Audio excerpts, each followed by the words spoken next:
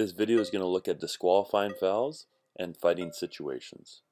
Typically, when you think of a disqualifying foul, you think of a dirty hit similar to this video, which is a flagrant unsportsmanlike conduct that results in an ejection.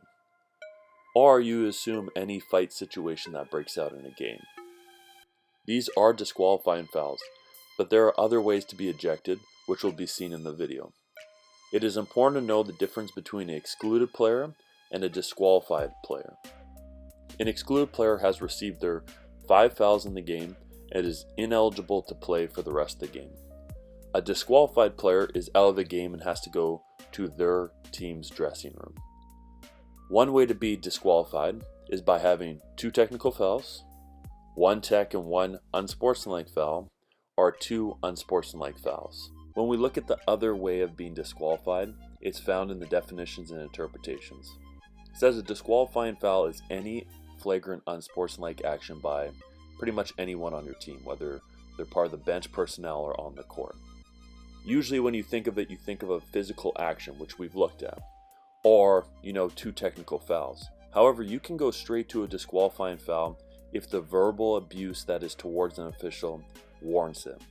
So example 38.4 or -4 says it right there, is that after a traveling violation, A1 is frustrated, so he verbally abuses an official, and then he gets hit with a disqualifying foul. So you can upgrade from a technical if the verbal abuse or the verbal conduct they're saying is so flagrant and disrespectful, you can go straight to a disqualifying foul. It is also important to note that as soon as someone is disqualified, you can't keep penalizing them. So if you kick them out for inappropriate conduct on the floor, whether it's physical or verbal, if they continue talking from the bench or going to the bench area, you can't keep hammering them with penalties. You just have to eject them from the bench area, send them to the dressing room, and that's the end of it. Then you go into your penalty. Just a little detail to look at: when the head coach is disqualified, the person that replaces them is the first assistant coach who's on the score sheet. That's why they leave that spot for them. If there is no assistant coach, then the captain will replace the head coach, and that comes with its own duties, but we won't look at that today. The violence portion is pretty straightforward, that when violence occurs in the game, you have to stop the game immediately, and you have to take the necessary action to stop them from fighting or any other violence acts that occur. Then anyone that's guilty of that, after the dust settles, you disqualify them from the game. Then when it talks about public order enforcement officials or officers, you only tend to see this at high-level games like the FIBA contests and that, the World Cup, or qualifiers. For high school in Canada, you see this in conference finals and provincials, and they only come on the court if either A, you tell them to come on the court, or B, some spectators running on where they can harm the officials or teams, and they go and stop that. So those are the 2 options for them to come on. Any area outside the playing court comes under the jurisdiction of the public order enforcement officers and whoever's organizing the event, but we already know this as officials, you handle what's on the court.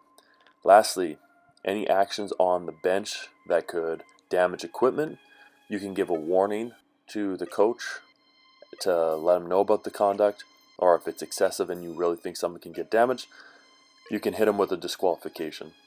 As it says, if actions are repeated, a technical foul or even disqualifying foul can be charged to the individuals involved.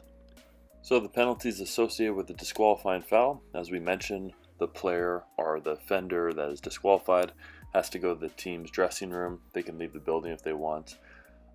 Free throws and possession. So it'll be 2 free throws to the player that was fouled if it's a contact foul, so either hit, push, punch, whatever, or anyone designated by the head coach in any non-contact foul. So any verbal abuse, that would go under non-contact. The outcome that occurs after the 2 free throws, either a throw-in from the throw-in line in the team's front court, or a jump ball in the center circle to begin the first quarter. Meaning if there is a fight or a flagrant action before the game started, you shoot the 2 free throws, then you proceed with the jump ball.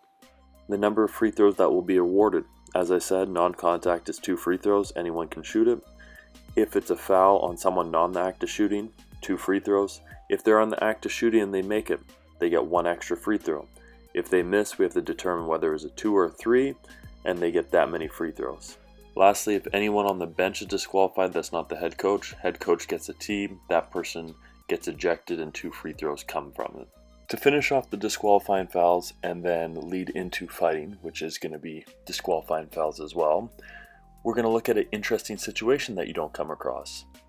If you punch your own teammate, which A6 does and A1 does, they are disqualified and the other team gets to shoot. So yes, if you punch your own teammate, the other team gets to shoot 2 free throws. And the other situations, as we said before, if you damage equipment or you go punch a spectator, you also get disqualified and they get 2 free throws. The disqualifying foul pairs up nicely with fighting because any fighting or physical interaction that occurs or altercation, that is going to be a disqualifying foul. So under Article 39, fighting, it talks about the team bench area and what happens when people leave that area. When anyone that isn't the head coach or the first assistant coach leaves the team bench area, they're automatically disqualified. Regardless of who it is, they're disqualified. But it allows the head coach and or the first assistant coach to leave the bench area if they're coming to help restore or maintain order. If they leave and they're not here to help out in the situation, they get disqualified as well. In a couple of these clips, you'll see head coach Jeff Van Gundy come on the floor to help stop a fight or prevent a fight from happening. Here, he almost gets hit in the face by a follow through by Marcus Camby, and he's just doing his best to maintain order. Typically in games, the coach and officiating crew are in communication. Coaches can help with bench management and players on the floor. So in cases of a fight, we allow them the ability to help officials maintain order and not disqualify them.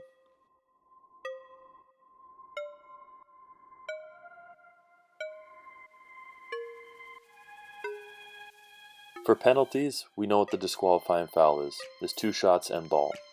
However, it's going to talk about if the penalties are equal, we cancel them. So 2 people are fighting, they both are disqualified, so the penalties are equal, so we don't shoot free throws.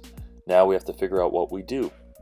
We go to point of interruption, which means if a field goal was scored and a fight breaks out, then after the fight is settled, now the team that got scored on gets the ball.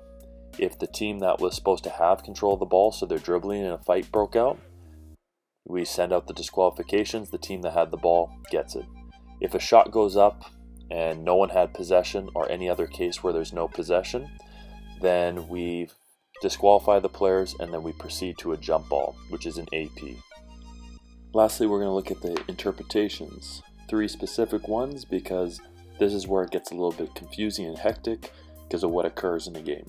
So the simple one is A6 enters the playing court, therefore has been disqualified because they left the bench area. For those of you that care a lot about knowing the score sheet and what it should be entered as, it should be B2 to the head coach. Other team gets 2 free throws and possession. A1 and B1 begin a fight on the playing court. A6 and B6 enter the playing court but do not get involved in the fight. That's key, and we're going to see why it matters in scenario 3. A7 also enters the playing court and punches B1 in the face. So to break it down, A1 and B1 fought on the court. They both get a disqualifying foul. Those penalties are the same, canceled out. A6 and B6 enter the court but do not get involved. So technical goes to the head coach for people leaving their team bench area. That is 2 free throws and disqualifying fouls for each of them. Equal penalty, those get canceled out. If you're attention to detail and want to write down what it would be on the score sheet, it's a capital B with a small KC for the technical fouls to the head coach for the players leaving the bench, and then it's a capital D with a small c for those disqualified A1 and B1 on the court. Then the last penalty we have left that doesn't have a balancing act or something to cancel it out, that's A7 punching B1 in the face. So that's 2 free throws to B1. They get possession of the ball in the front court front at the throw-in line, and A7 is disqualified from the game. This last scenario is typically what gets people confused with disqualifying fouls and who's in or out, especially when it comes to FIBA exams. So let's look at it. A1 and B1 begin a fight on the court. A6 and Team A manager enter the playing court and get actively involved in the fight. So we said that this matters. So A1 and B1, they're disqualified. Their penalties cancel each other out. As we said before, it's a capital D and a lowercase c. Now, whenever team members leave a bench area, a technical goes to the head coach, which is 2 free throws. So it doesn't matter if 6 people leave the area or 3 people. It's just 1 tech to the head coach for 2 free throws. Now, every player that gets involved, or every personnel that gets involved in the fight, that's an additional 2 free throws per. So in this case, A6 and Team A manager enter the court and get actively involved in the fight. So there's a technical to the head coach, then there's disqualifying foul to A6 and Team A manager, which is 2 free throws each for getting actively involved. Clearly, if you leave the team bench area, you're disqualified, but in the case that you get actively involved, that's an additional 2 free throws per person that got actively involved. So if you're doing the math, that's 2 free throws for the technical to the head coach for players leaving the bench area. A6 and Team A manager actively get involved, so that's 2 free throws on each of them for being disqualified and fighting. So that's 6 total free throws for any Team B player because it didn't list who got punched. Then they get position on the ball in the front court at their throw-in line.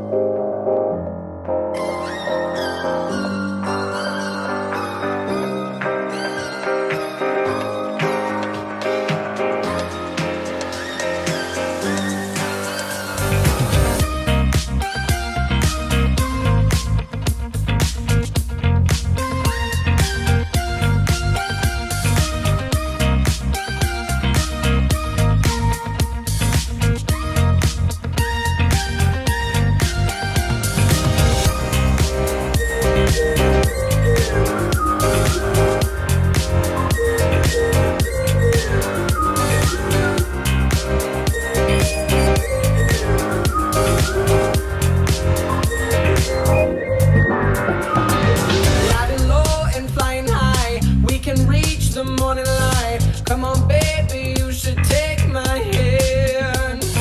I got bottles, I got booze. Roll the dice, you'll never lose. Come on, baby.